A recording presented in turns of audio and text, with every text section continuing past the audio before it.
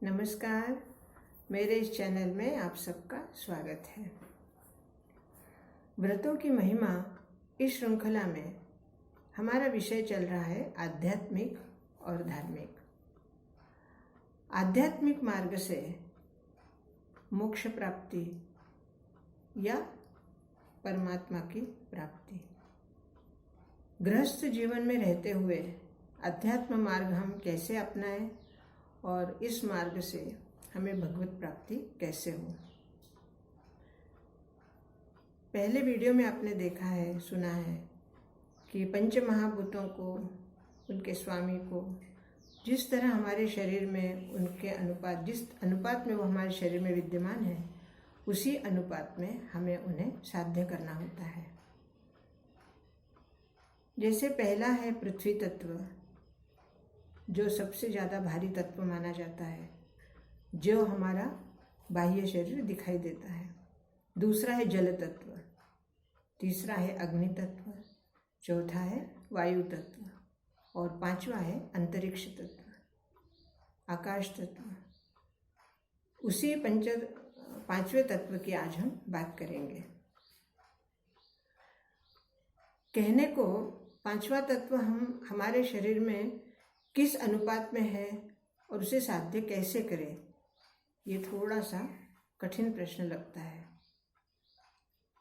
लेकिन पहले चार तत्वों को अगर हमने साध्य कर लिया है तो ये पांचवा तत्व हमें साध्य करने के लिए कोई भी कठिनाई नहीं होती, क्योंकि पांचवा तत्व अर्थात अंतरिक्ष तत्व कुछ भी नहीं है, अर्थात शून्य है।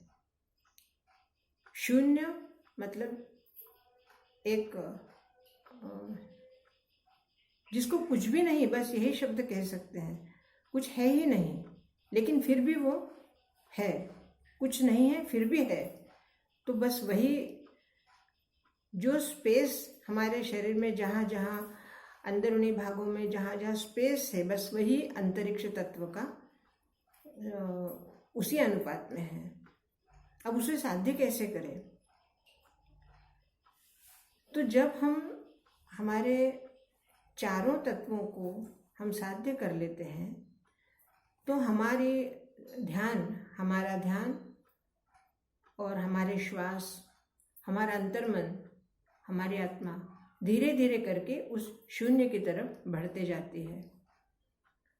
उस शून्य में जहाँ कुछ भी नहीं है, स्पष्ट कहा जाए तो जहाँ कुछ भी नहीं है वहीं सब कुछ है।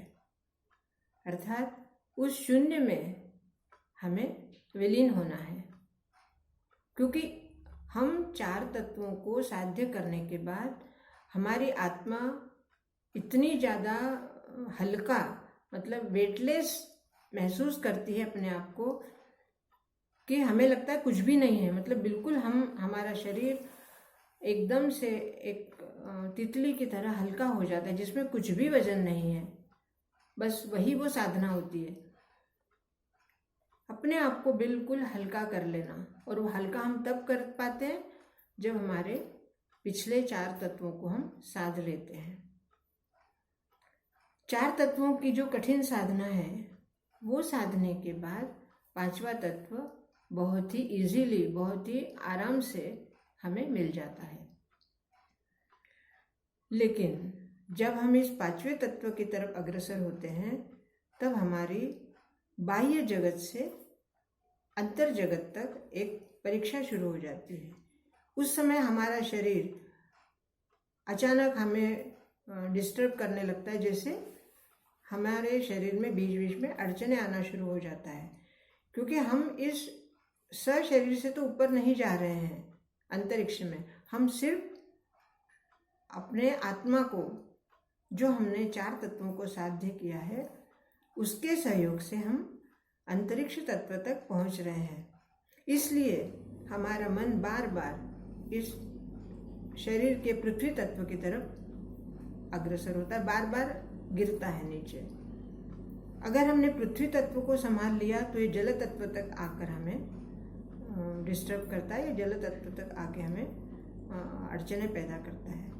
वहाँ से हमने अपने आप को संभाल लिया तो आगे अग्नि तत्व हमें रोकने की कोशिश करता है। जब अग्नि तत्व रुकता है तब वहाँ हम उस अग्नि तत्व को भी जब साथ लेते हैं, तब चौथा तत्व वायु तत्व से हमें परेशानी शुरू हो जाती है। उसको भी जब हम साध लेते हैं तब हमारा आकाश तत्व में हमारा पदार्पण होता है।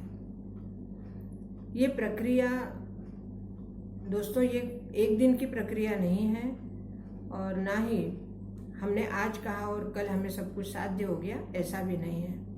वर्षों की तपश्चर्या करने के बाद, वर्षों तक जब हम इस साधना में रहते हैं, तब हमें उस अंतरिक्ष तत्व का आभास होता है। जो अंतरिक्ष तत्व कुछ भी नहीं है, अर्थात बहुत हल्का है हमारे शरीर में भी और बाह्य जगत में भी, लेकिन वही सब कुछ है, अर्थात परमात्मा या हमारी आत्मा का जो अंतिम पड़ाव है वो हमारा वही है। अब गृहस्थ धर्म में रहते हुए इन सबको प्राप्त करना साधारण बात नहीं है, या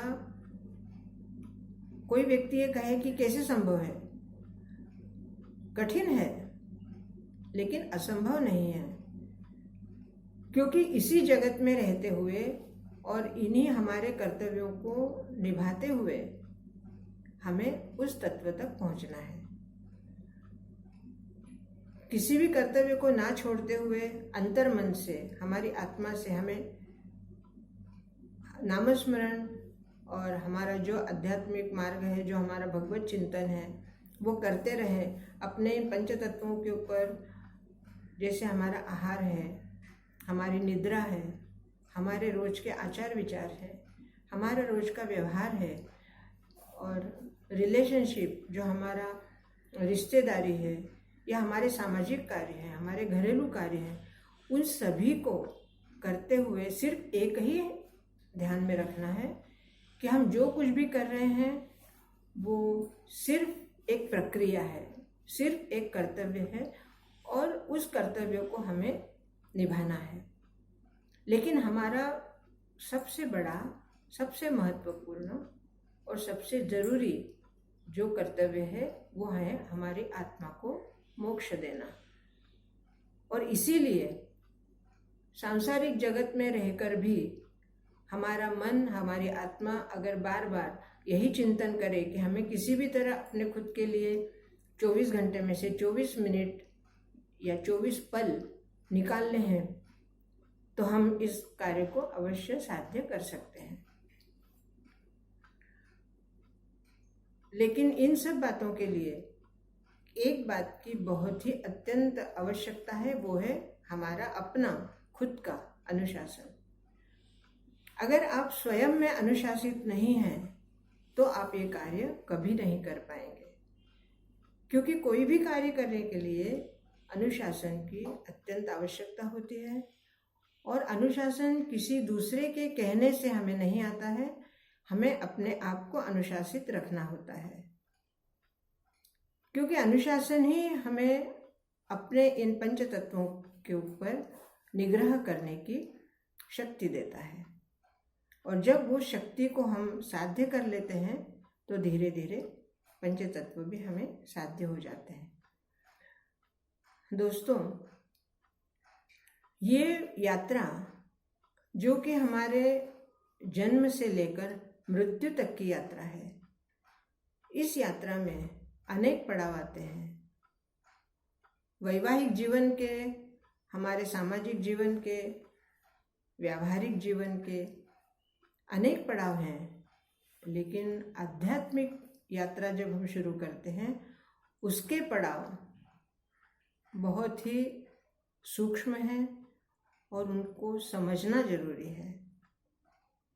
दैनिक कार्यकलाप हम आराम से कर लेते हैं, लेकिन जब आराधना की समय आता है या किसी बात को साध्य करने का समय आता है, तब अड़चनें सामने आती हैं। और उन अड़चनों को दूर करके और हमें अपना कार्य साध्य करना होता है।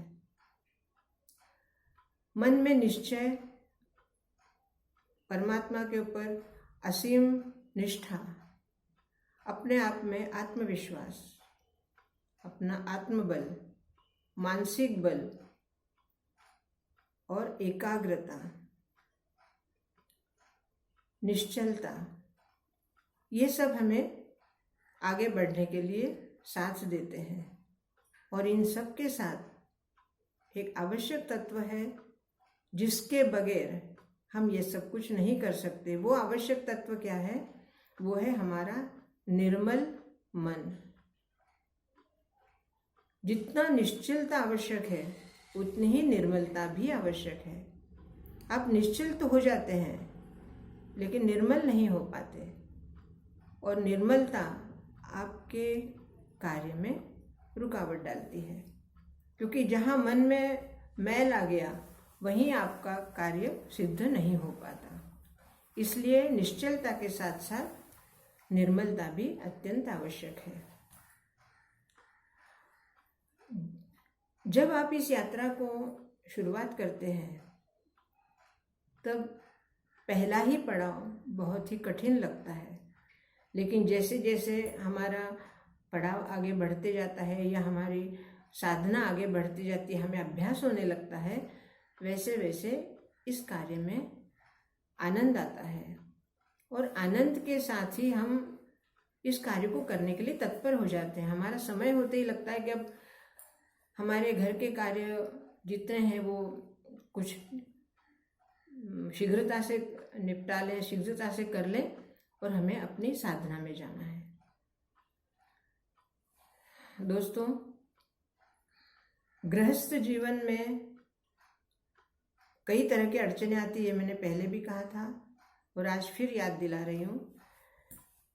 अड़चनों को देखकर आपका अध्यात्म का मार्ग कभी मत बदलना, क्योंकि अड़चनें तो हमारे मरने तक आती ही रहेंगी, उसको आप रोक ही नहीं सकते। तो इन अड़चनों को देखकर हमारा आध्यात्मिक कार्य क्यों रोका जाए? जैसे भी हो, हमें इस कार्य को अगर एक बार शुरू किया है तो इसको आगे बढ़ाना है। और देखना, एक दिन आपको इसका अनुभव आएगा, अनुभूति आएगी।